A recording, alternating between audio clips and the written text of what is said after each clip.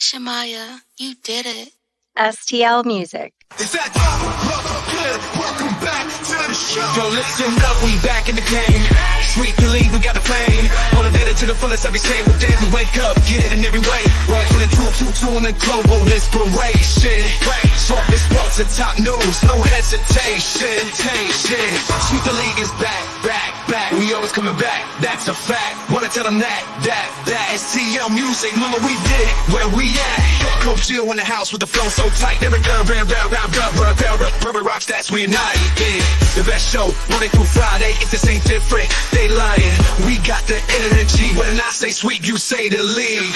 Sweep the league, sweep the league, sweep the league, sweep the league. San Antonio, let's go.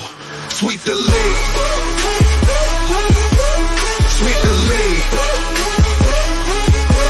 Sweep the league.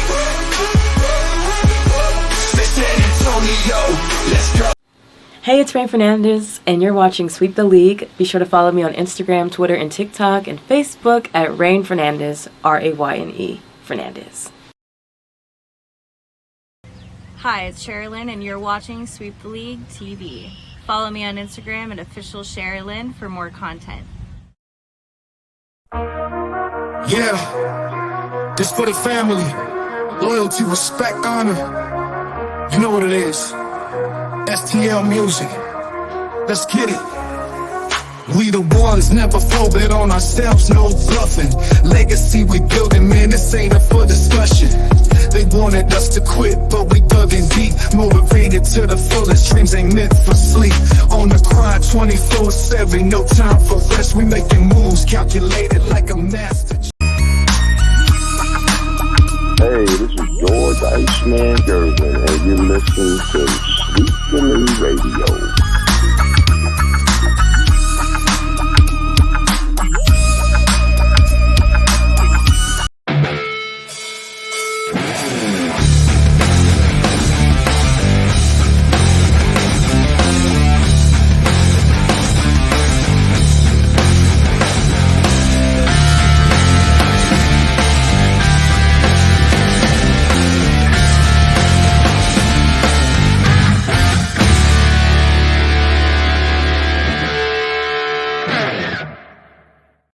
What is up, everybody? Welcome back to Sweep the League. The Thursday Throwdown edition of Sweep the League is commencing right now. We've got NFL Thursday night, Cowboys and Giants right now in the third quarter, 9:39 left.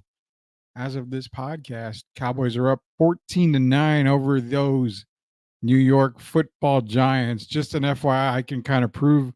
I posted in our Sweep the League group chat that I've got the Giants winning 24-20. I did say I was going to keep it. They were going to keep it close. Right now, pretty damn close, 14-9.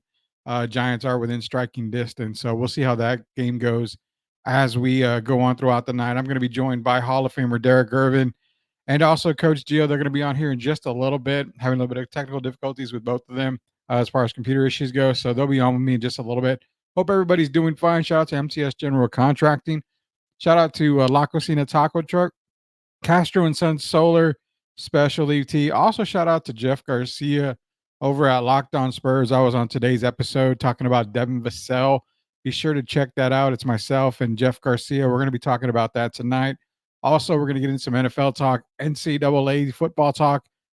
We'll get Gio's thoughts on the Georgia-Alabama game coming up this weekend. It's going to be a huge, huge game.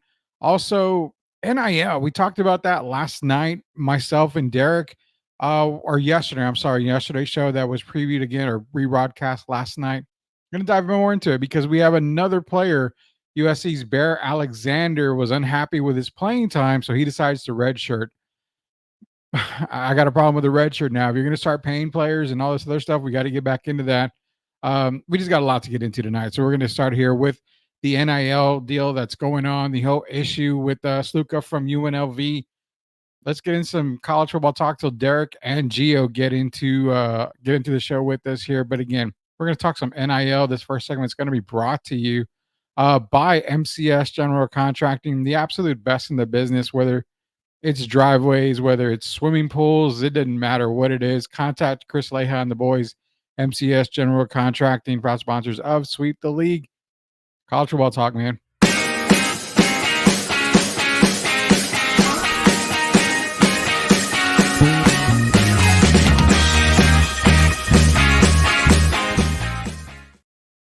All right, as mentioned last night, and even yesterday's show, UNLV quarterback Sluka was basically redshirted. Said he was promised $100K to play for UNLV. He only got paid $3,000. UNLV, and we'll call it the friends of the family, or I'm sorry, friends of the program type stuff. Basically said they didn't have a contract. They didn't have anything to prove that he was guaranteed $100,000, and they just don't know where it came from. So we talked last night, Derek and I, about this, and we had another player come out today who's going to go ahead and redshirt. Before we go on a little bit more, let me bring in the Hall of Famer. He is on with us right now. That is Derek Gervin here. We're going to get Coach Gio here in just a minute, but let's bring him on. Hey, Derek, how you doing, man? I'm doing fine, sir. How about you? I'm doing good, doing good. It's a great football Thursday. You can vouch for me, right? I did take the Giants tonight, 24-20. Yeah, you did. And right, they looking good. I guess maybe they're gonna get another field goal. I hope it's a touchdown at least. Louis Luna's in here from La Cocina Taco Truck. Bear down. We'll get into some more of the NFL talk here. Let's bring in the coach himself if he's ready, Coach Gio as well. We all got everybody. Now we got a full crowd here. Wearing a Hoosier shirt, or a sweater. He's back. He's back in the house. Thank you, everyone. Hoosier Nation, big game this week. Hey, Gio, I'm liking the way that cruise ship was looking, my man. I saw that room. I'm going to have to give you some love, my man. It was a great time. I told Rudy, I think a few days ago, it's the first time I've ever been burnt, Derek. That Caribbean heat ain't no joke. It's no joke, dude. Well, as long as you have fun, man. Look like you were enjoying yourself. And I joke a lot, but on that, I'm sincere. It looked like you was having fun, man. I'm glad for you. It was a great time. Appreciate it, y'all.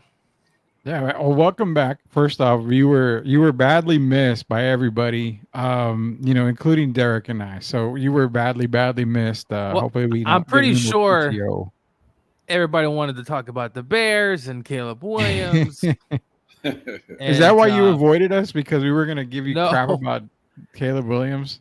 No. I mean, listen, we all can agree Caleb is not playing good at all right now. There are a lot of different factors to why, but so far not looking good for Caleb Williams. Gio, you got to pass because Trevor Lawrence and these guys have been so bad, we couldn't even focus on Caleb Williams. Yeah. I got to get Gio's take on what I told you yesterday on the show about that trade. We'll get to that later on that trade talk. But we're going to talk some college football first here. The NIL deals and, the red shirts. I'm going to bring up what we talked about yesterday, get Gio's takes on it, see how much more we feel affected by all this NIL talk. But before we get into NIL talk and all the red shirting going on, ever since I dethroned Daniel Jones as being the best quarterback in the draft class with Kyler Murray, this guy has been pretty damn good, Gio. I mean, tonight he's 19 of 22, 217 yards. They just got another field goal, and I just told you they was on the 4-yard line. I told you they're going to get another field goal. We can't control the play calling. We can't control the play calling. Don't throw Brian Daboll under the bus. Well, he hasn't thrown a pick since I ripped his ass. So, that's a benefit right there. That's bonus. He can't throw a pick. Gio, how can he throw a pick when his guys are so busy fumbling the ball around like bloopers? He's playing well right now. He's playing well, but you got to get the ball in the red zone, Rudy. They get the ball in the red zone. They just can't get it in the end zone. They can't get it in the end zone. Hey, Rudy, before we go to college, Gio, I got to give you some credit. We talked about you the other day. As far as as far as the Ravens. And I know you and Rudy both didn't think very highly of them. And then you also talked about the Cowboys possibly not even making the playoffs. And if you remember, I laughed. Well, I'm not laughing anymore, man. So I got to give you some credit, my man. The Cowboys, I don't think I was here for that Saints talk. And then obviously the Ravens. Kudos to the Ravens. They ran the ball a lot. They came in there with a game plan. And by God, did they do that? They ran, I don't know how many rushes they had, but they just literally ran through them. No point intended. Wasn't it 270 yards? 273 They yards. did. Dallas is playing much better, though. The Giants are not a great, particularly great rushing team. No Saquon, obviously. So the receivers are catching a lot of balls, but they're not necessarily going in the, as Rudy says, the touchdown. So, in the end zone. If the Cowboys lose tonight, is this it for Mike Zimmer? It's it for one of the mics. That's for damn sure. Mike looks lost on the sidelines. I don't know. You know, it's funny because you said the Cowboys are looking, better tonight. Good. It's the Giants, man. They're not looking good against the Giants. That's true. Last year, what was the score of that first game? Like 40-0. Like that 49. First game earlier in the year. First game earlier in the year. Season, wasn't it? Yeah. And then they had Danny DeVito or whatever his name was, that quarterback. Tommy DeVito. Yeah, Tommy DeVito. Tommy DeVito, Danny DeVito. They're all the same. They're all DeVitos. But the Giants, I will say that they look better, Rudy. They're playing better football. Does that mean they're going to make the playoffs? I don't know. But as of right now, I think they're a much improved team. And they've been trying to feature Malik Neighbors, and he's been much as advertised, Rudy. Well, you can't feature Malik Neighbors without a quarterback that can get him the ball. So give some love to that guy. Oh no, right listen, there. I'm saying Matt Jones actually looks like. Did you say Matt Jones? Are we going really? You're gonna mess up the guy's Matt name? Jones, Are you that bad? Jason Jones. Listen, he looks good. I'm not gonna lie. He looks. But Rudy, in 3 weeks he could throw 4 interceptions, and we're back right where we started. Well, for now, we're gonna praise him right now. We all hail Mac Jones. See, Daniel Jones, you got me talking different names. Hey, speaking now. of Mac Jones, Rudy, I don't need to talk about what happened that day on Saturday, but your coach, is he still employed? I have no idea. Because there was a report. Well, you know what? That said he left. He's staying till the end of the year. Put it that way. And you're talking about Mac Brown. It was so weird. He had this cryptic talking about we're a Power 5 school. We shouldn't be, or Power 4. We shouldn't be losing. That's the type of mentality that got you that loss in the first place. And kudos to James Madison, Rudy, because what they did, and Derek, I'm sure you saw the score, was an absolute clinic. And not to boast or anything, but Indiana's head coach, Kurt Cignetti, was at James Madison last season, and they were a really good football team. So he left that team with some pretty good talent. That's all I'm going to say on that. North Carolina made it at least interest. They made it respectable, I'll say, the final score. 70-50. I mean, they were getting the brakes beat off of them. They did at least cut it to 70-50. I give them that, Derek. As we move on to the next subject, because we don't want to talk about North Carolina and James Madison. We can't talk about old news like that. That's terrible. Even though it was predicted, because when I saw the James Madison was on the schedule, I figured, oh, my elementary school, James Madison Elementary over on St. Cloud and Bandera. I was like, oh, okay, yeah, that's a loss. That's a loss right there.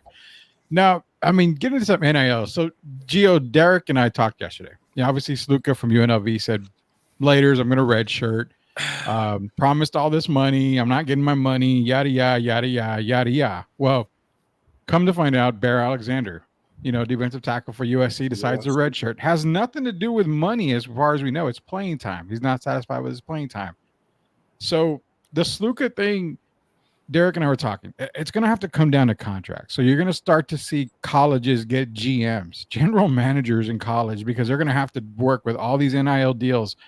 But what I told Derek was, you have to get rid of the red shirt year, period.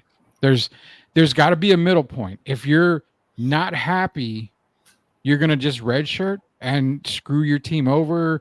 This and or what? Just I can go anywhere. You already can transfer anywhere, but I'm a big believer now, because of NIL, they've got to eliminate the red shirt. Period. It puts a lot of schools on a crutch. So I think the red shirt has to be gone. That's a tough spot, Rudy, because I looked up on that situation and look, is it an ink, Rudy, that he was supposed to get? What was it, 100 grand? No, I don't it know was not. if was it promise. It was Was it? verbal. So if it was verbal, that's a tough stretch there because obviously if you go to court, Rudy, they don't care about a verbal agreement, right? So he did what he, I guess, needed to do. The red shirt is there, Rudy, and you can do it, which I find odd after 4 games. Well, you can't play 3. It's 3 is the minimum. Okay, yeah, I mean the 3. max. So I guess he's up to that point, so he just decides to leave. Yeah. This is where we're going towards. This is an unprecedented waters. Things are happening that we've never seen before in college football. And I think also for coaches, they're seeing things as well they've never seen. So this is new to all of us, right? I mean, we don't see things like this. The days of Nick Saban and top recruiting classes and people staying 2 to 3 years. I mean, Bear Alexander, Rudy, I'm not sure if you're aware, but he started off at Georgia. He was part of that national championship team, I believe, against TCU. And he was a freshman who started, played very well. And the next thing you know, he goes to USC, which I think was because of money, I assume. And then now he pulls this thing, which, listen, he should be he should really be a really good player. He has a size. He's a big boy. Should have the size. But if he's not getting playing time, maybe he doesn't have anyone to blame. He's playing, Gio. He's playing. He's just not. He thinks he should be playing more. Lincoln Riley commented on it. The guy is playing. He just thinks he deserves more time. Maybe because he left TCU and he thinks because he goes out to USC, they're going to do favors for him. But he is playing. I mean, but usually if you want more playing time, you have to do a little better, work a little harder in practice, don't you? Yeah, you do. And from what I saw, USC was getting not very good up front. And I did call it, Rudy. I said USC with the upset. I mean, Michigan with the upset last week, Derek. So I was looking out for you, Derek. I picked the Wolverines. Well, I don't like USC either, Gio. I've been thinking they're one of those overrated teams. We talked earlier in the year. I'm not sold on Lincoln Riley. I never have been.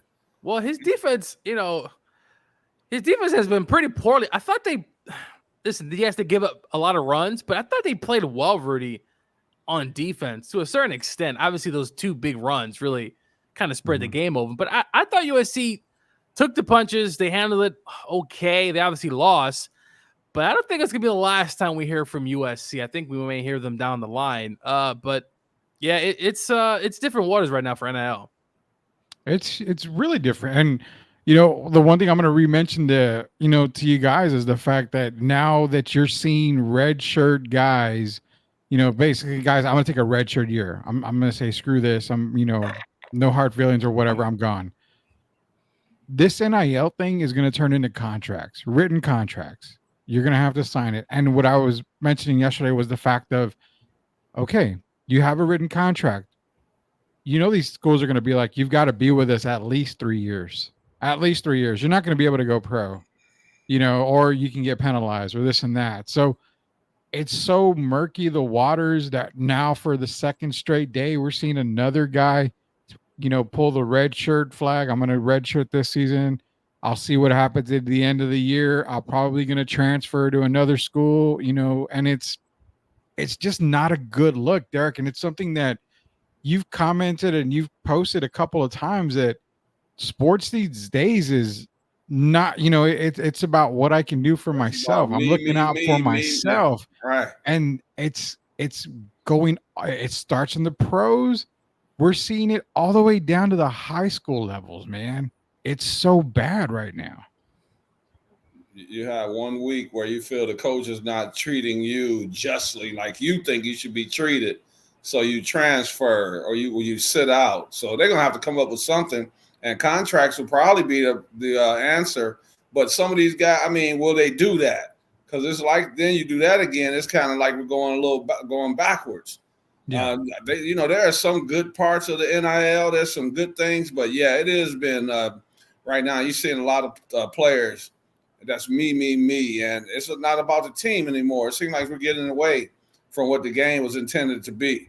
that you play for the team instead of playing for yourself. So yeah, they're gonna have to come up with something, and they're gonna have to do it quickly because after Sluka and then this young man from USC, you know how it goes. You see one or two guys doing it, and then someone's gonna be doing it again this coming week. That's the problem. There is monkey see, monkey do. There's gonna be someone's gonna be doing it, and then down the line, and every year we find another strange story. But look, if they promised him 100K, it's a different time. They're 3-0, right, Rudy? I think they're off to their best start in a long time. They beat Kansas. Yeah. Whatever you think of Kansas right now, they were a ranked team at the time. Yeah, and they went on the road and beat them, I believe. So the team was kind of coming of age, and it's a bit unfortunate. But damn. It's time. Yeah, Tim wants to know if next month Sweep the League should have a Derek Gervin Hall of Fame holiday, which means no show on a Friday to celebrate Detroit and USA great Derek Gervin. Yeah, we'll have a holiday show. I want to do the show on Friday though. I'm getting antsy, man. So every time I can do the show, it kind of makes my nerves a little better, eases my nerves. Yeah, we'll definitely do something because the Hall of Fame ceremony is coming up here on October 18th, 19th. Well, actually, the 19th is the Hall of Fame dinner, I believe. So be sure to go out to the UTSA game that day. Some special treatments for the Hall of Famers is going to be out there. But it's Hall of Fame weekend starting the 18th of October for Derek Gervin celebrating his Hall of Fame entrance into UTSA Hall of Fame. I got some more good news, but I have to save that for a little while. Okay. No worries. We will save that. We will save that. More good news that I'm happy about. We'll let you make that announcement whenever you're allowed to. We'll let you make that announcement. So Tim is in here. Pizza night at Native Grill. So yeah, I've never been to Native Grill. I need to try that. Tim's been there for a few hours now because I saw earlier that he went with his family. So they hanging out, man. Must be some pretty good food over there, Tim. So I've heard they've got some really good food out there. I've got to try that here. Get into some quick college football before we take our first commercial break. Let's get into some quick college football this weekend. Obviously tomorrow you've got Miami, Virginia Tech. The first big game that comes up is number 20 Oklahoma State, 23 Kansas State. That's probably gonna. I kind of go more lean towards Oklahoma State in that game right there. You've got Louisville 15, Notre Dame 16. You got a lot of great games this weekend. Number 19 Illinois against Penn State. I think Penn State's on upset watch right there. I like Illinois going into there. I'm just running through a few of these games here. I'll get you guys takes on a couple of these games here. Utah, Arizona. That's a game that, again, you're looking at. Arizona had a lot coming in to the Big 12, so that could be a game where Utah maybe fumbles. I don't think they do. But that's definitely a game that they might be able to fumble. And, of course, you've got the game of games, Georgia against Alabama. Woo! Oh, man. Go Dogs, baby. It's going to be a fantastic weekend. Ohio State going to Michigan State. Now, I've clearly said Ohio State is the fraud in the top 5. This is where it starts. Their season starts this weekend as they go into East Lansing and play those Michigan State Spartans. So, we'll see how good Ohio State is this weekend.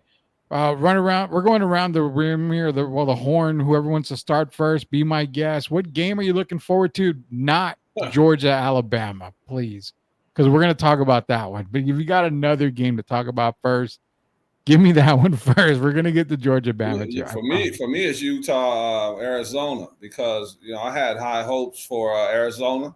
I still think they're a pretty good team. I don't think they're as good as last year.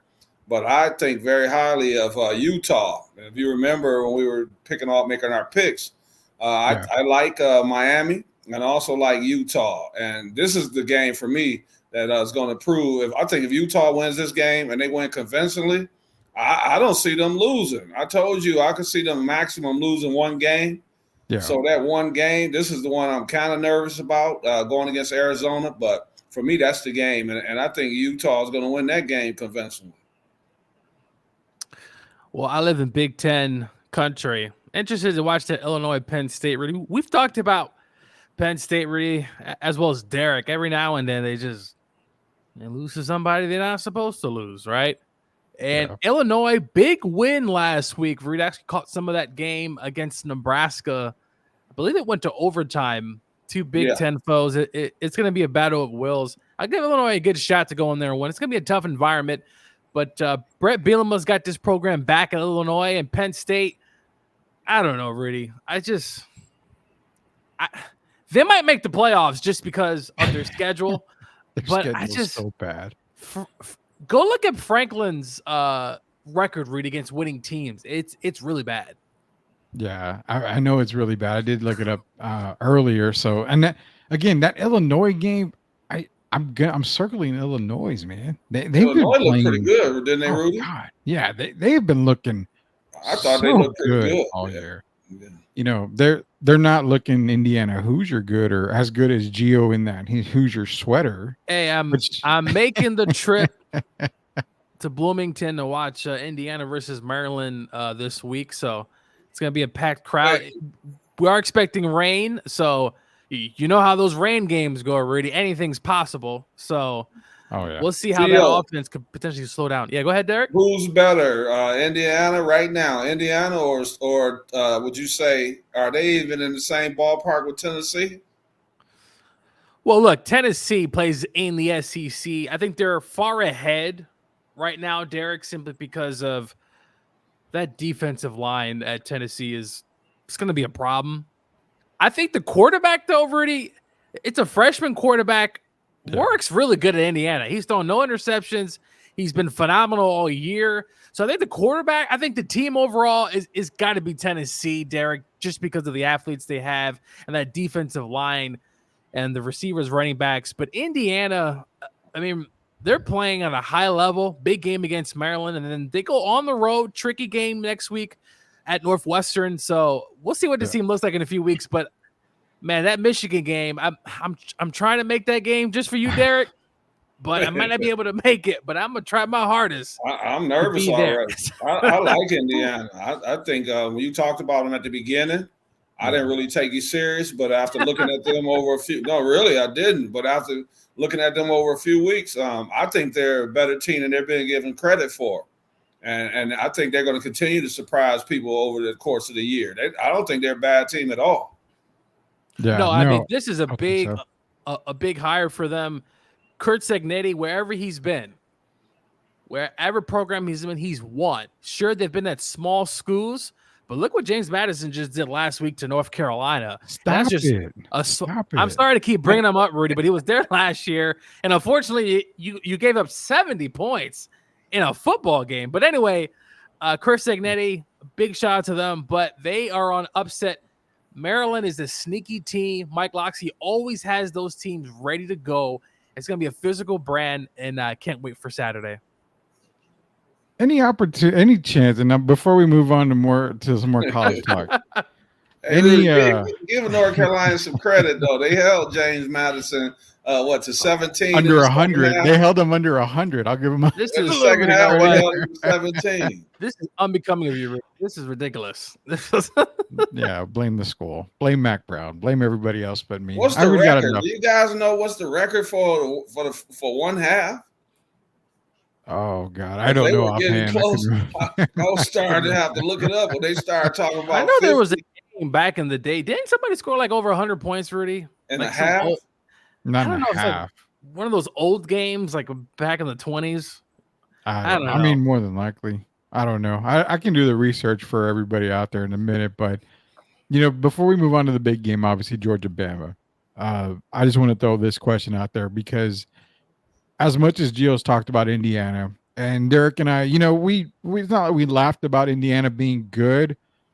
We just figured that, Indiana was here and the rest of the Big Ten was here. Not the rest of them, but the power teams in the Big Ten were a little further and superior than Indiana. But can we really say that with the way Indiana's been playing, can they legitimately be the second, if not the best team in the Big Ten? And I again, we haven't seen Ohio State be tested yet.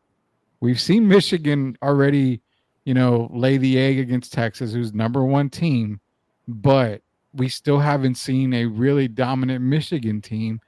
Penn State, we really don't even know about Penn State. We won't know about them till this weekend. You know about Penn State. That's Notre Dame. That's Notre Dame's brother or sister. So He's heard it here first. Any given week, we know what can I think happen. it's too early to tell. Listen, Ohio State, they're athletes.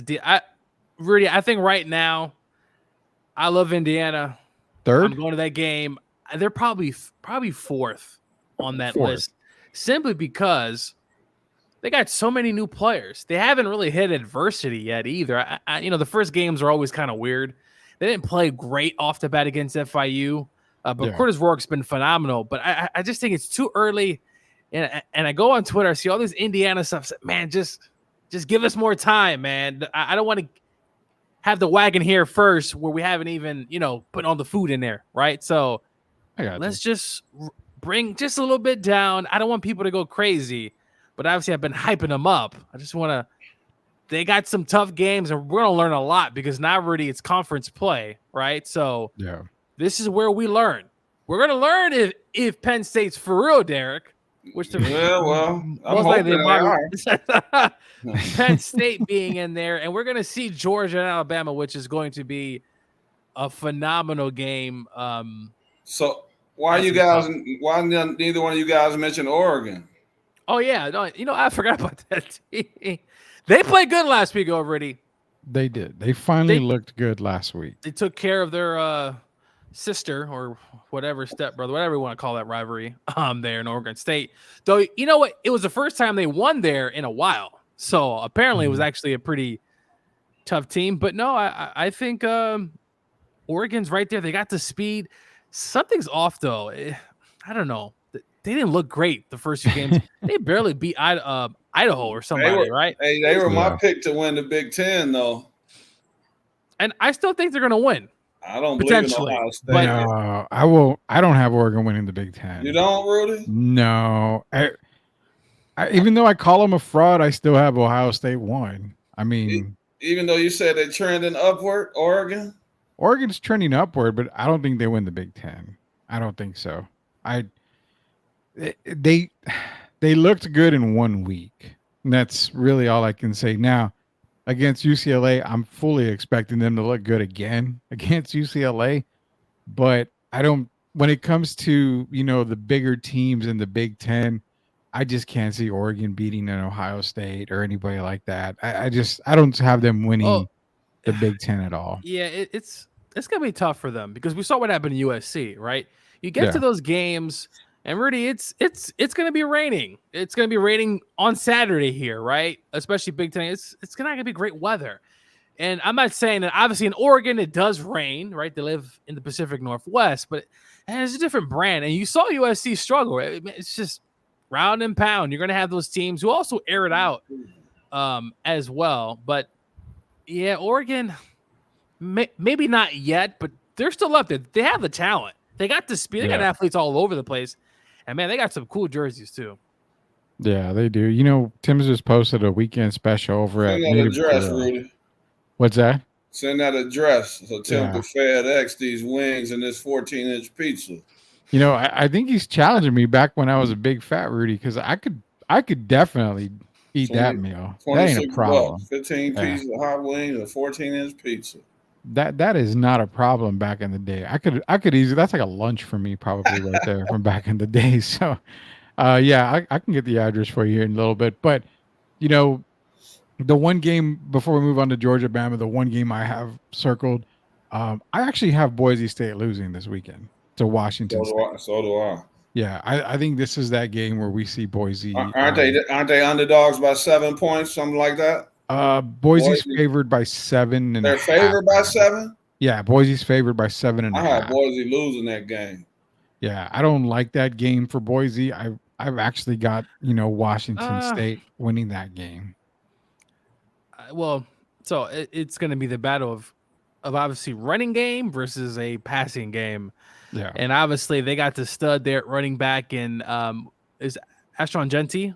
I mean, Rudy, he's good, Rudy. He's phenomenal, and they're going to feature him. It's going to be a battle of two different offenses and defenses.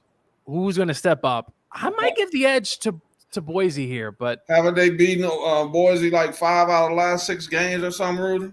Nah, it's some crazy number I like think they that. beat them but I know that has nothing to do with this coming weekend. But I think they've beaten Boise. I like Boise. I like the color of their field better than I like the team this year. So I'm picking them to go down. Yeah. Washington State can sling it. They are going to put up points, and obviously they're going to have to control the clock. So, Rudy, Hey, Gio, I'm sorry. Did you watch the or who did Oklahoma State play this past week? Do you remember, Rudy? Let me see, because I expected it to play be Utah. Because I expected it to be a high-scoring game. Man, Ali Gordon, they're running back Gordon. He didn't. The team just didn't play well. And Utah, for whatever reason, it doesn't matter what quarterback's back there, whether it's the 10-year senior or it's the brother, actually, Rudy, of former Jets quarterback. What's his name again? Wilson. I know. Zach Wilson. Zach Wilson's brother. Yeah, that's actually Zach Wilson's brother, which is ironic because Zach went to BYU and his brother's at Utah. But it doesn't matter what quarterback Utah puts back there; they're going to play well, and they took care of business. I'm surprised Oregon State just did not. I mean, Oklahoma State didn't look good. No, they did not, man. We're going to go on to the the big game, man. Georgia Bama. They haven't looked good since Gundy was 40. We're going to go to Georgia and Bama. So, I remember I said, actually I said this past week and talking to a friend of mine, I said, actually it was my boss actually talking about it. I said, yeah, this is the big game of the week. You got Georgia, you got Bama. He asked me who I'm taking. And I said, reluctantly, I'm leaning towards Bama right now, but that could change very well. And why can it change? Because weather is going to play a factor. I mean, you've got the hurricane coming in. I know they're going to get some rain down there. I don't know how it's going to affect it, but looking at it on paper, I kind of like Bama just right now. My gut tells me Bama. It could change over the weekend before the game gets here, but I just go back to that Kentucky game, Gio. I mean, I know it was a battle for Georgia and they had a week off. They're coming into this week. It's just, I don't know, man.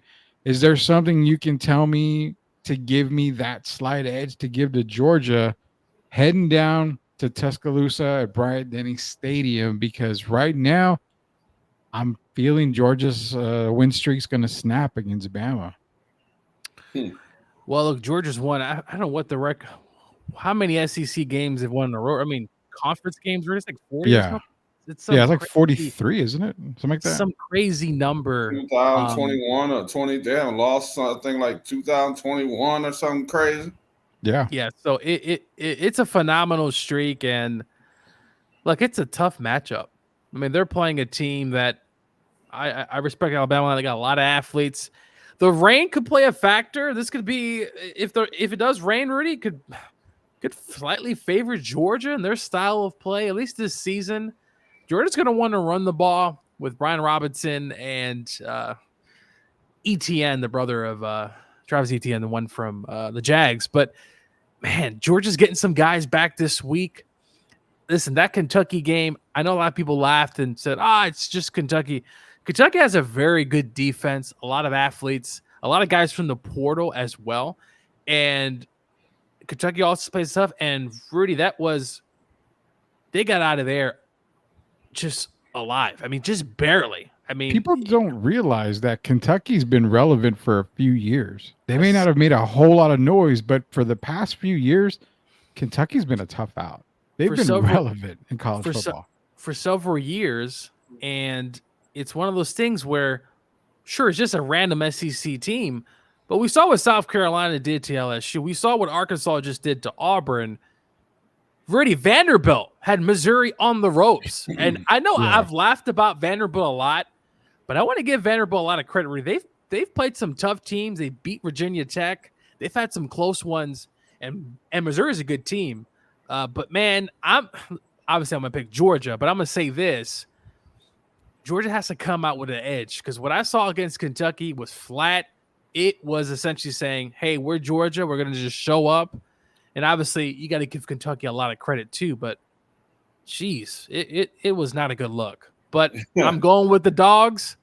And it's going to be a hostile environment. It's going to be loud. It's going to be a lot of people drinking there, Derek. So it's going to be a tough environment. So you guys, you're saying your team's going to get out. You know they're going to have to score in the first half. They've scored 3 touchdowns in the first half, and 2 of those are against Tennessee Tech. So can they shut down Jalen Mills? Can they shut Milrose down and produce offense? That's going to be the key. You know, the offensive play calling, I don't want to criticize Mike Bobo, which I'm not a fan of. He was here during Mark Richt era, and it was not very good either. So I didn't love some of the play calling. Get the ball down the field. You have these receivers and you have these athletes. Get the ball down the field, attack, don't be scared. And I felt a lot of hesitation against Kentucky, but obviously Kentucky was playing good defense. But Georgia, I believe they can, Derek. But if you only score – was it did Georgia score 13 points, Rudy, or something like that? You're not 13. beating Alabama. This isn't 2010. You're not beating Alabama like that. Alabama will eventually score. So they got to step up because this is a tough game. And you got Texas coming down real quick in just a few weeks. So Saban will be smiling on the sideline. Hey, that's a tough game, man. Hey, Rudy, you remember early in the year, you and I talked about we didn't like Georgia very much. Yeah. And Gio, likes them, and they still undefeated. But something tells me Alabama's going to end up running over them, man. I don't think it's going to be a 30-point loss, but I think Alabama's going to be physically stronger than them. I think they're going to be quicker at most of the important positions. I'm not in love with Alabama either, but I think they're going to make a statement against Georgia, and I think it's time for Georgia to suffer their first loss in quite a while, and I'm taking Alabama to win that game by at least 10 points. Yeah, and that's with me. I'm so back and forth on the game that it's, I'm like, well, right now I'm going towards Bama. I do like Bama right now. It could change probably tomorrow.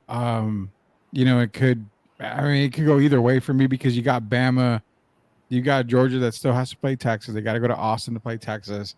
They still got to go to Ole Miss. They still got to play Tennessee. They've got a very brutal schedule, Georgia. So that's why I had mentioned that you're probably possibly can see a 2-loss Georgia team. Are either of these teams going to finish with 1 loss or less? Because if you look at Alabama's schedule, Alabama really has to win this game. I think if they lose this game, they're in for a rude awakening the rest of the season. When you look at their schedule, and I watched Paul Feinbaum and these guys kind of go over the schedule yesterday, and when he started showing the schedule, some of these teams that Alabama's going to have to face, we're looking at, if they lose to Georgia, we're looking at Alabama possibly losing 3, maybe even 4 games before the season's over.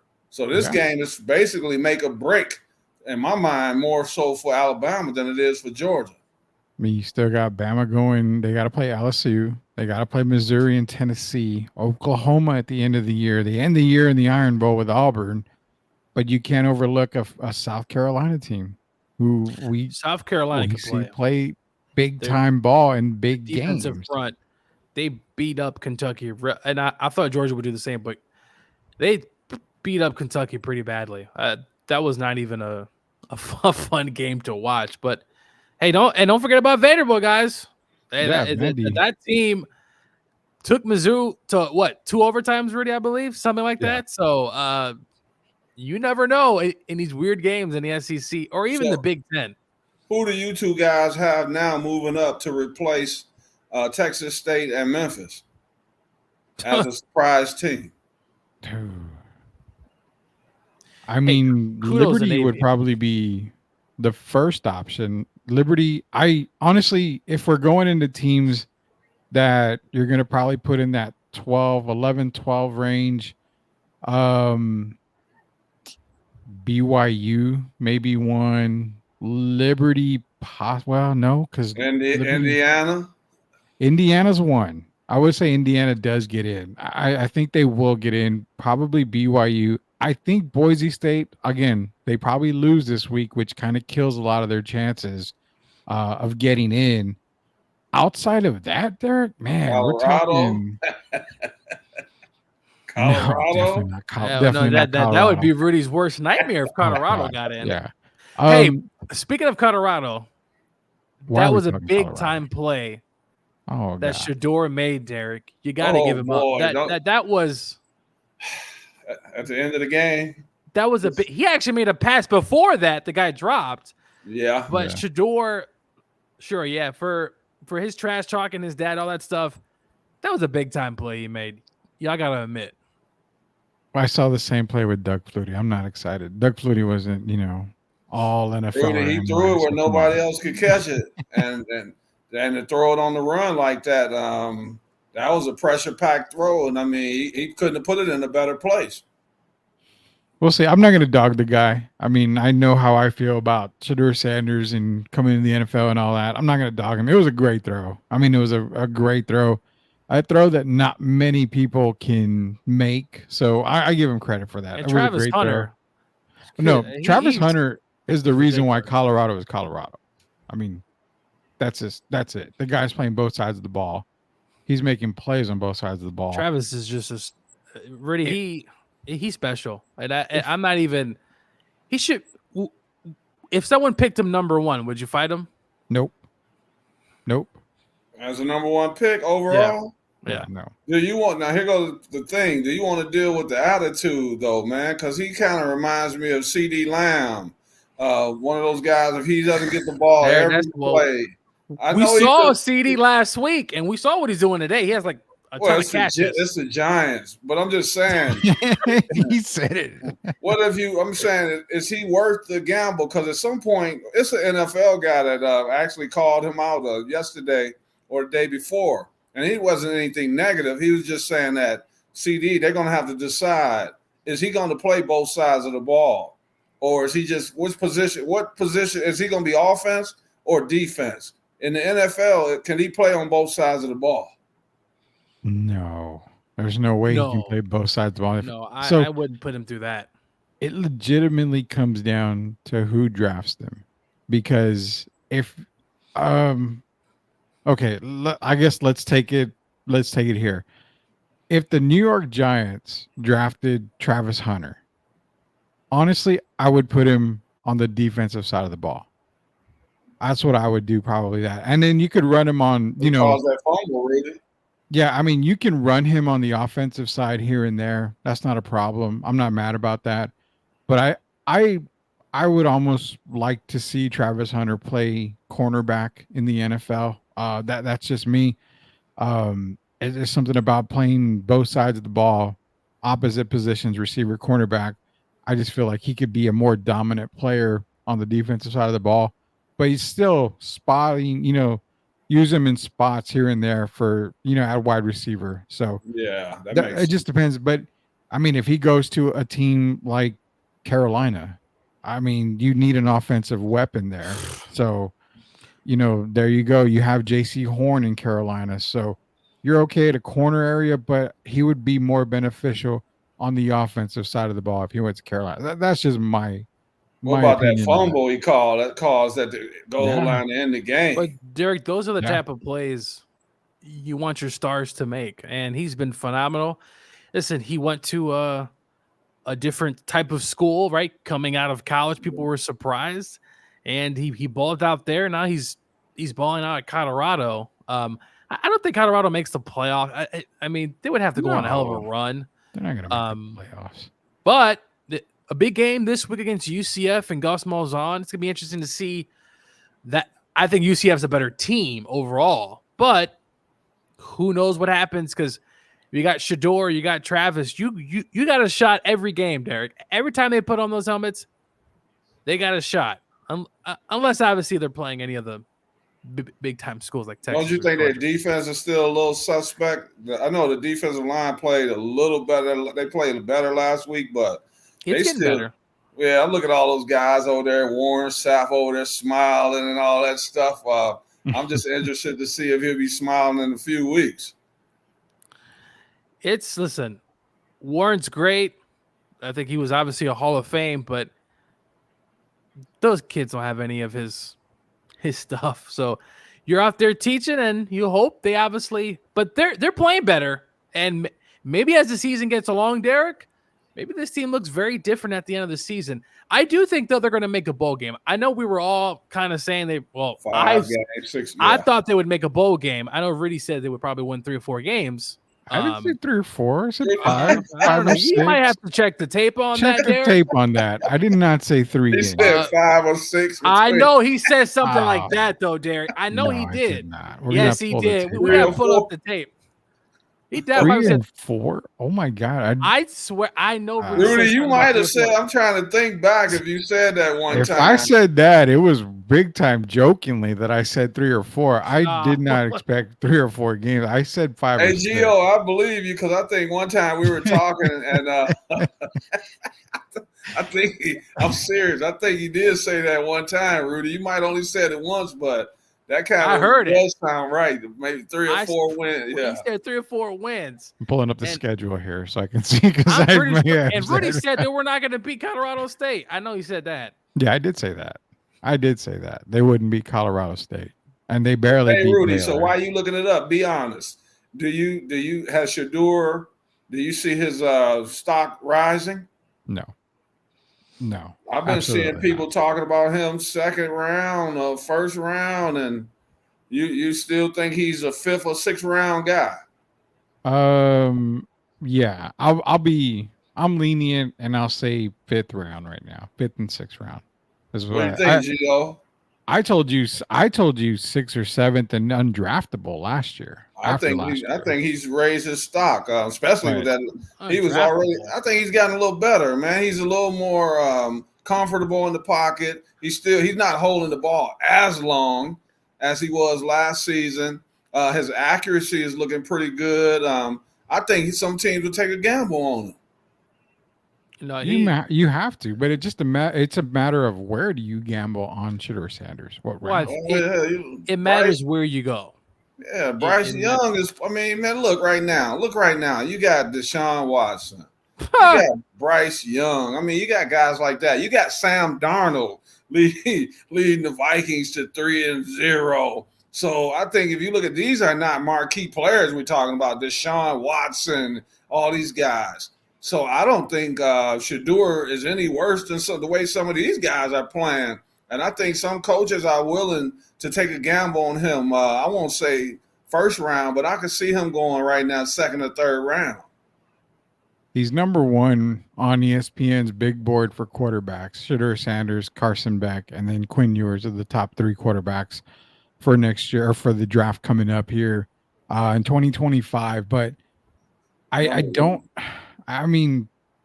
goes back to the Caleb Williams thing. I mean, I'm not calling Caleb Williams terrible. Now, so in all fairness and being truthful, 100% truthful, I felt Caleb Williams wasn't going to be worth the first pick in the draft. And I still don't. But he's the type of quarterback who can come in, he can make plays, he can get your team down the field. But when he gets rattled, he gets rattled. And it's been shown a lot in the NFL. He's making bad throws. He's missing his receivers. When the defense when the line collapses, the defense gets to him, it rattles him. He panics.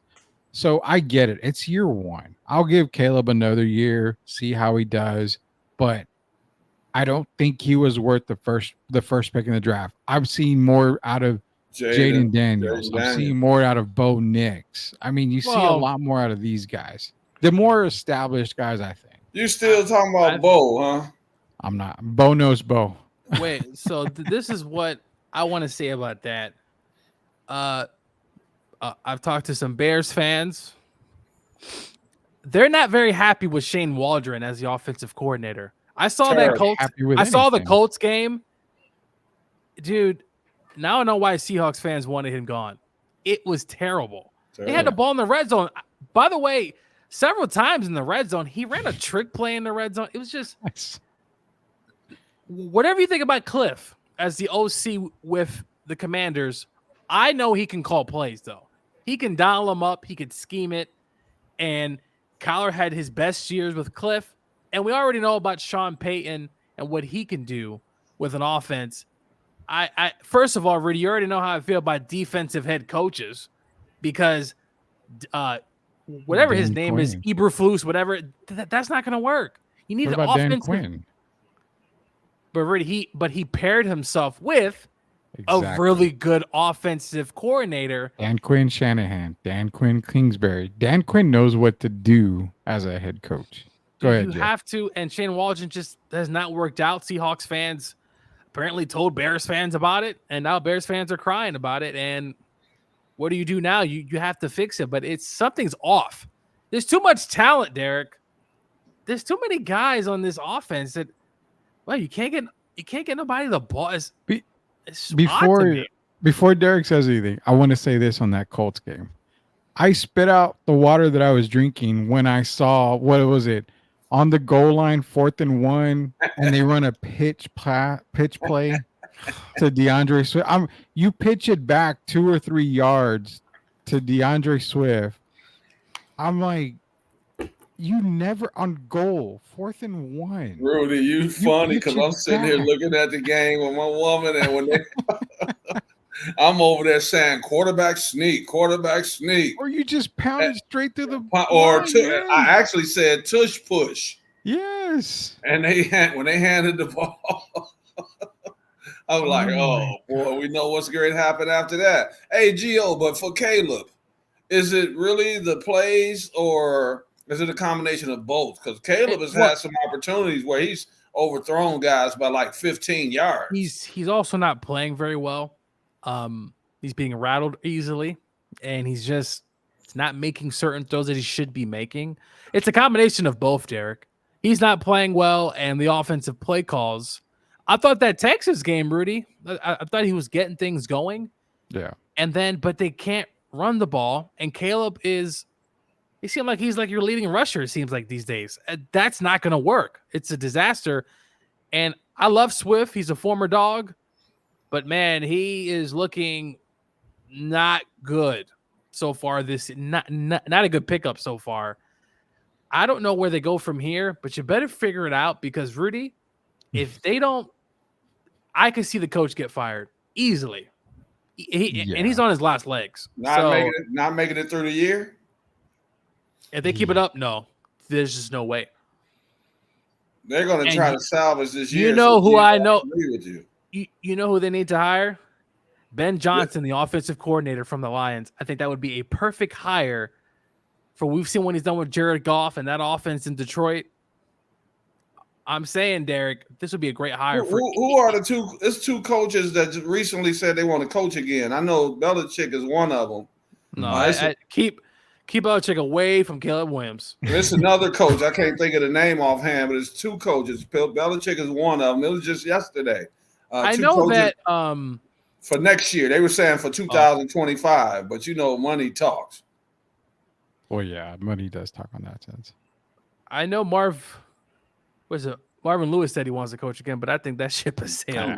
That ship has sailed, Marvin. You know, if we're being, honest about it, I wouldn't mind, and he's a defensive-minded coach, but I think he's the type of coach, a head coach that could get through to Caleb. Why? Because he reminds me, and it's just the characteristics, the mannerisms. He reminds me of Phil Jackson. He can kind of get to you and make you a better player. And that's Tony Dungy. I think Tony Dungy, if not a head coach, just a mentor for Caleb Williams. I think you would definitely see a better player with Caleb Williams if he had Tony Dungy in his ear. Not a fiery guy, a player's guy, but a guy who can get through to Caleb Williams. That's the one guy that I would probably point to is Tony Dungy. That's just the guy that I would get to. But nonetheless, we got a couple more minutes left here on Sweep the League. A couple more topics we're going to talk about here before we go. One last topic dealing with football is this right here. Gio, just a quick thought on this, and then we'll go to our last segment here. But a quick thought. Yesterday, I mentioned a trade. Now, we all know Bryce Young has basically said, he wouldn't mind a trade, go to another team, yada, yada. Where I said the perfect trade was this. You send Bryce Young to Jacksonville. You send Trevor Lawrence to Carolina. Now, obviously, some draft picks are going to be in there, but you see what Carolina has done with Andy Dalton, a veteran quarterback with a team that's not, super young. It's got some veterans on there. You see what Dalton does. So you give them a better quarterback than Bryce Young. But with Bryce Young going to Jacksonville, a young team, ETN, Brian Thomas, they're in a rebuild. I think it makes a whole lot of sense for them to make that deal. Thoughts on that real quick? I think there's still talent. Trevor Lawrence obviously hasn't played well. And Dougie P, he didn't construct this team. Something's off, right? They look terrible against the Bills. I mean, it was an annihilation. But I think Trevor Lawrence is still a good player. They got to fix the offensive line. To me, has not been good while he's been there. They're leaky.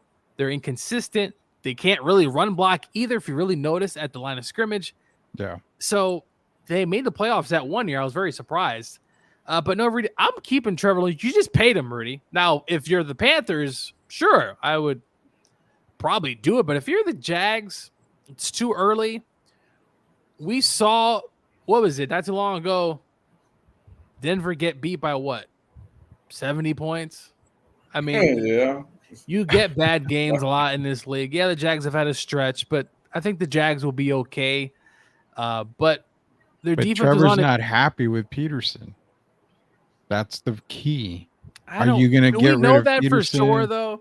I mean, just look at his sideline attitude this past weekend in Buffalo. I mean, have you ever seen Trevor Lawrence walk away being pissed off, just not having anything to do with Doug Peterson? I mean, I've never seen him act like that, not even in college. I still respect WP a lot. I think they can get things moving, but they guys just start by just running the ball consistently, protecting the quarterback. Gio, is Bryce even an NFL quarterback? Is Bryce going? He's a small. He's Doug Flutie size. I mean, is he even a guy that's going to end up being a starting quarterback 2 years from now? I think he still can be. Maybe. You do? I think, Derek. I just think the organization has been a mess in Carolina. They've had coaches in and out the door, players. It just hasn't been good. And right now you've seen it. Now, look, Andy Dalton's a veteran, right? Is Andy Dalton going to do this every game? Highly unlikely. No. Highly. Why? Carolina's probably going to win this weekend. Dalton on the revenge tour against Cincinnati. He would love to put them at 0-4. Rudy, my AFC pick is not looking very good right now. Cincinnati must win that game. We talked about you and I told Rudy, though, could Taylor be on the hot seat if they miss the playoffs? And we talked about this. He's on the hot seat now. Forget the playoffs, man. He needs to get a win. He needs to get a win. The defense looked slow. Now, granted, Jalen Daniels is a talent, and he has been as advertised as I thought he would be. I thought he was coming out. He can run, right? Caleb is not a runner. This guy can run with a purpose. Caleb is just running for his life because of the offensive line so bad. But I think there's something there. You just got to give him a better team. Give him a better system. Not Pittsburgh, because they don't develop quarterbacks there. But they're still 3-0. Pittsburgh. Are you guys? I don't know how that's kind of mind-boggling to Pittsburgh.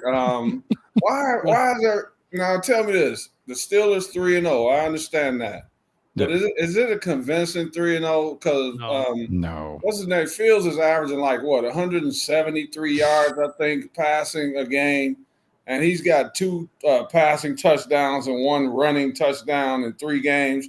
Is he the answer, or are they just waiting? It seems like Tomlin hasn't committed to him, not publicly. So is he just waiting on Russ to get back healthy, and then he inserts Russ back into the starting lineup? That's a good question. I don't know what to expect there. I mean, if you're looking at it, if you're winning, why change anything? I mean, you're 3-0, even though you haven't really looked great. why would you change anything if you're 3-0? So I say no. I say, man, I say you just stick with But Justin Fields. 3-0 could easily turn into 3-3 when you're not really getting the offensive production.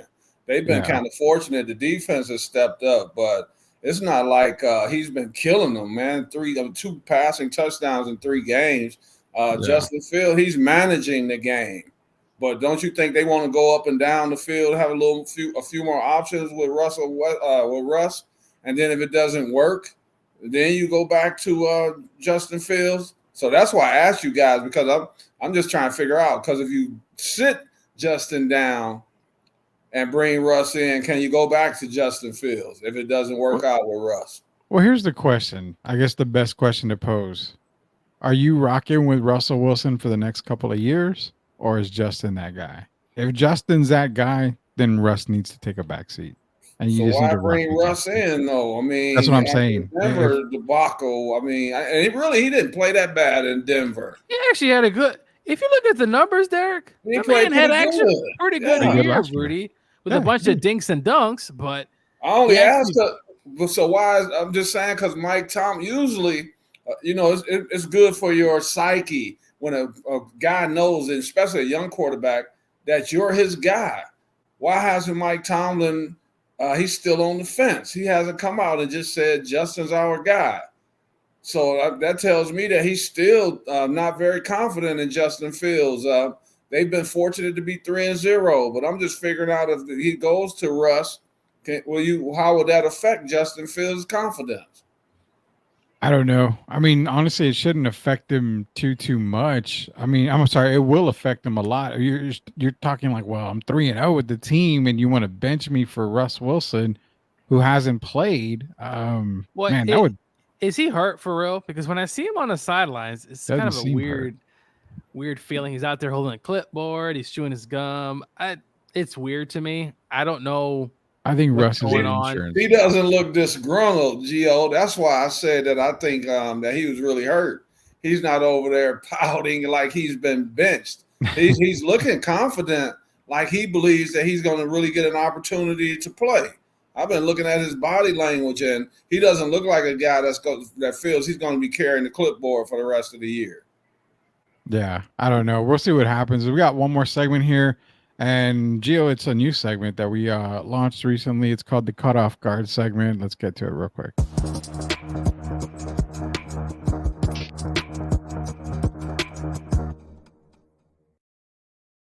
All right, our Caught Off Guard segment today is going to be WNBA news that just came out recently. Today, Chicago Sky have fired head coach Teresa Witherspoon. I told you. Hiring her, Annie Castalvi. So, are we caught off guard by this? Derek wasn't caught off guard by this. I am a little bit, because, again, first-year head coach, one of the all-time WNBA players. There just wasn't a lot of chemistry anywhere on this team. Derek, your thoughts on the Teresa Witherspoon? I wish her well on her next endeavor, but this is no surprise to me whatsoever. I didn't like the way they looked as a team, and the main reason was because she didn't reel the players in. She let Angel. I think when it really cemented it was when the game they were losing by 25. Yeah, and she let Angel stay on the floor so she could get her double-double.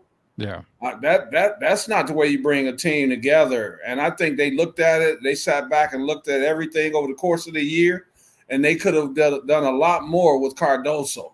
I know she was injured early in the year, but the fact that they wouldn't use her more on the low post, she's their best offensive option around the basket. And we know Angel's not that gifted offensively. And I just think, and then you got the behavior you have to factor in. Angel and Trinity Carter. You got to factor that in as well. And it's like Teresa didn't get a grip on her team, and she's paying for it. And I think sometimes it just doesn't work. And I think that they want to move forward next year. And they didn't like the way the season ended. And they basically at the end of the year, they were like the Philadelphia Eagles of last year. They just basically just folded at the end of the year, the second half of the season. And I think that's why they got rid of her.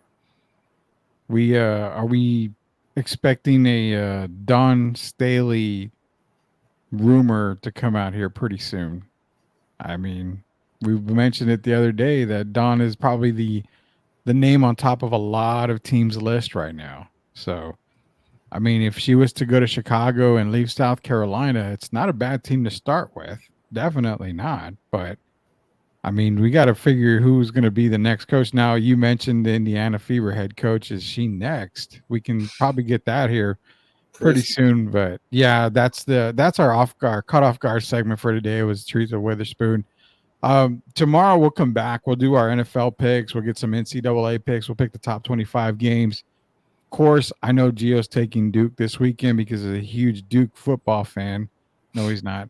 And then I'm going to be taking North Carolina this weekend. Duke and North Carolina play the Carlisle Cup this weekend. So we're going to see how that goes. I already know it's not going to be like 70-50. It's not going to have no James Madison magic to it, and not this weekend. But tomorrow we'll get our NFL picks in. We'll also talk to Derek about Devin Vassell. That was the topic of Locked On Spurs today. So we'll talk a little bit about Devin Vassell, and also if we might have a special guest tomorrow. We're about 90% sure confirmed on it. So we'll see if we have a special guest. If we do, we might go a little bit longer. So just an FYI, keep up with y'all's notifications. Be sure to go to our YouTube page, search at Sweep the League TV. Be a subscriber. So that's what our Friday's going to look like. Just nothing but picks coming in. But yeah, I'm gonna say 99.9%, and I'm gonna make sure it happens because he gave me his word, and I've been knowing him for a while, and I think it'll be that he's gonna keep his word. I'll just say the kiss of death is what we're expecting. We'll leave it at that. He's gonna throw it towards Gio at the Georgia and Bama game. That's for sure. Hey, Rudy, before we get off, quick suggestion for the Chicago Sky. What would you guys think about this name? What's the lady's name? The superstar that used to play for the Houston Comets? Not Cheryl Swoops.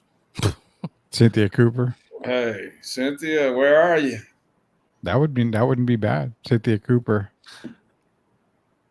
I want to say one thing. All right. Shout out to Caitlin Clark for making first team All NBA. I thought it was. I'm a little surprised she made it over Sabrina, but I mean, no, Sabrina made it as well. She made it over Alyssa Thomas. Yeah, Alyssa Thomas, second team, I believe. But kudos to her. She also broke the assist record for an entire season, which is crazy to think. She got to stop the turnovers, but I think that will come with time because they definitely played better towards the end of the year. That break she got from the Olympics was actually much needed, and put up a good fight against the team last night, which I forgot who they were. Connecticut. Kelsey Mitchell didn't show up like she had in the past, and then you remember that she made that pass at the end of the game when she jumped up. She actually had a drive to the basket, and she jumped up and threw the ball almost into the back court. That was the game right there. Yeah. Yeah, so we'll talk more some WNBA because the playoffs are actually starting. And as we leave the show here, the Giants, I think, are about to lose. They're down 20-15 to the Giants, to the Cowboys. Come on, Daniel. You should have made me look a little bit better here with the touchdown pass, but he didn't get no touchdown pass. So for Coach Gio, for Hall of Famer Derek Gervin, we'll be back tomorrow, guys. This show will be rebroadcast in the morning for y'all to take a look at. But nonetheless, we appreciate y'all for joining us here on Sweep the League. Until we sweep the league again tomorrow, we'll see you later, Knuckleheads. Everybody have a good night.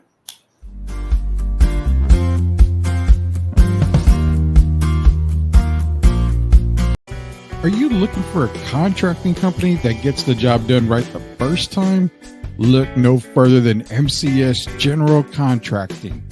MCS specializes in top quality concrete work, including patios, driveways, foundations, and swimming pools. The team of experts are dedicated to delivering exceptional results and unparalleled customer satisfaction. At MCS General Contracting, they're not just hardworking, they're local. Based in San Antonio, they are committed to building relationships and trust within the community. That's why MCS guarantees your satisfaction. They pride themselves on getting the job done right the first time, every time. So why wait? Contract MCS General Contracting today to schedule your project and experience the difference for yourself. MCS General Contracting. Building a better San Antonio, one project at a time. Proud sponsors of Sweep the League. Yeah, this for the family. Loyalty, respect, honor. You know what it is. STL Music. Let's get it. We the ones, never folded on ourselves, no bluffing. Legacy we building, man, this ain't up for discussion. They wanted us to quit, but we dug in deep. Motivated to the fullest, dreams ain't meant for sleep. On the grind 24/7, no time for rest. We making moves, calculated like a